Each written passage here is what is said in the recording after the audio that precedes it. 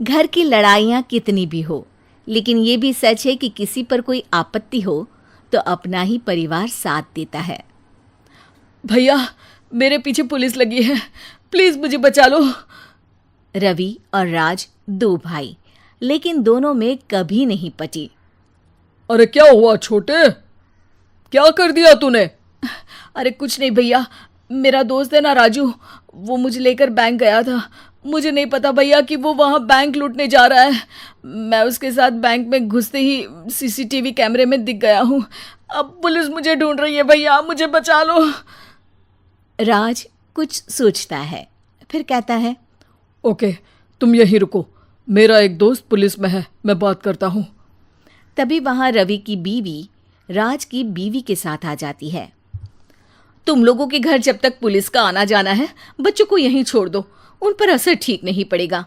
तभी वहां पुलिस आ जाती है। चलो चलो, कौन है रवि, थाने चलो। मैंने कुछ नहीं किया, मुझे कुछ नहीं पता। अरे वो तो पुलिस स्टेशन चलकर ही पता चलेगा कि कुछ पता है कि नहीं, चलो। कहानी का फ्लैशबैक। भैया, मुझे मेरे मकान में हक चाहिए ही चाहिए। अरे लेकिन छोटे, अभी मेरे बच्चों पर काफ़ी खर्चा है, तेरी भाभी की भी तबीयत ठीक नहीं रहती, बजट बिल्कुल नहीं है कि मैं अलग होकर रहूं। देख लो भैया, 1 महीना है तुम्हारे पास, जल्दी से घर खाली कर दो। अरे कैसी बात कर रहे हैं भैया, मेरे शरीर में अभी इतनी हिम्मत भी नहीं कि घर को खाली करे। तो क्यों अपना पोषण बेचा भाभी?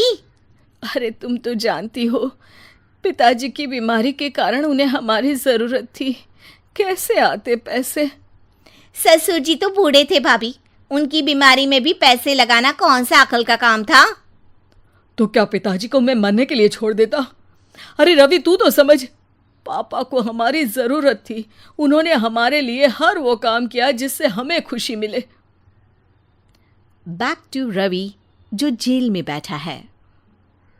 ये मैंने क्या कर दिया था? मैं ना पिता का हुआ ना ही भैया का, मेरे साथ जो हो रहा है ठीक ही हो रहा है। तभी वहां पुलिस वाला आता है। रवि, तुमसे कोई मिलने आया है। भाभी, आप यहाँ क्यों आई? पुलिस स्टेशन है ये भाभी। भैया, आपकी जगह मेरा भाई होता तो क्या मैं नहीं आती? अच्छा, ये खाना ले लीजिए, खा लीजिएगा। आपके भैया लगे हैं वकीलों और पुलिस वालों से बात करने में, डरने की कोई बात नहीं, जब आपने गुनाह किया ही नहीं तो सज़ा भी नहीं मिलेगी। रवि भाभी को देखकर रोने लगता है। घर में साक्षी चुपचाप बैठी होती है कि तभी सोनम कहती है, अरे साक्षी, क्या हुआ, परेशान क्यों हो रही हो? भाभी, अभी अभी पुलिस स्टेशन से खबर आई है, इन्हें बड़े जेल में शिफ्ट किया जा रहा है, मैं क्या करूंगी भाभी?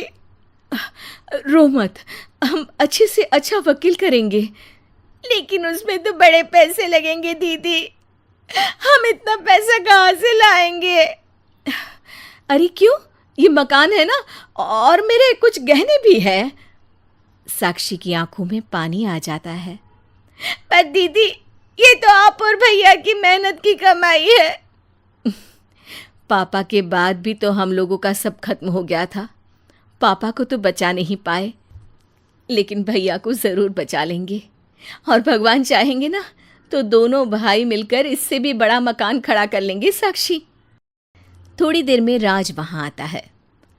सोनम सही कह रही है साक्षी, पैसों की कमी के कारण किसी भी बेगुनाह को सज़ा नहीं मिलती। राज एक अच्छा सा वकील करता है।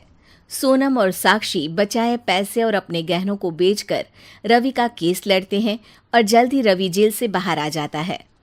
रवि राज को गले लगाकर कहता है, भैया मुझे माफ़ कर दो, मुझे साक्षी ने सब कुछ बताया है। भैया, आपने मुझ पर विश्वास किया, मेरे लिए दिन रात मेहनत की, भाभी ने अपने गहने तक बेच दिए। भैया, आपने तो पापा के लिए भी पैसे नहीं देखे, लेकिन मैं बहुत ही सेल्फिश निकला। भैया, एक आखिरी बार मुझे माफ़ कर दो, मैं शर्मिंदा हूँ। अरे भाई, अपने तो अपने ही होते हैं, पापा ने हमारे लिए क्या नहीं किया, ये तुम्हें बताने की ज़रूरत नहीं है मुझे। और फिर तू तो मेरा भाई है, पैसे से बढ़कर रिश्ते होते हैं भाई।